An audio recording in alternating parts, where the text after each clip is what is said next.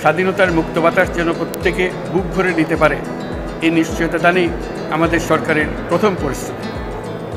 এই ব্যাপারে দেশবাসীর সহযোগিতা কামনা করছি। দ্বিতীয় স্বাধীনতার এই মিলন মেলা থেকে বাদ যাবে না যারা আমাদের শান্তি শৃঙ্খলা রক্ষাকারী প্রতিষ্ঠানগুলো, নৌ, সেনা, বিমান বাহিনী, বর্ডার গার্ড, পুলিশ, আনসার, গ্রাম প্রতিরক্ষা, কোস্টগার্ড, কেউ বাদ যাবে না। অন্য সবার মতো তাদের প্রত্যেক সদস্য আজ উপরওয়ালার আইন বহির্ভূত জবরদস্তিমূলক হুকুম থেকে মুক্ত। কারোর জন্য এটা বিন্দুমাত্র ব্যাহত হলে আমাদের আজকের উৎসব ম্লান হয়ে যাবে। প্রচণ্ড নিষ্ঠুর পতিত স্বৈরাচারী সরকার এসব প্রতিষ্ঠানকে দিয়ে ক্ষমতা কুক্ষিগত করে রেখেছিল।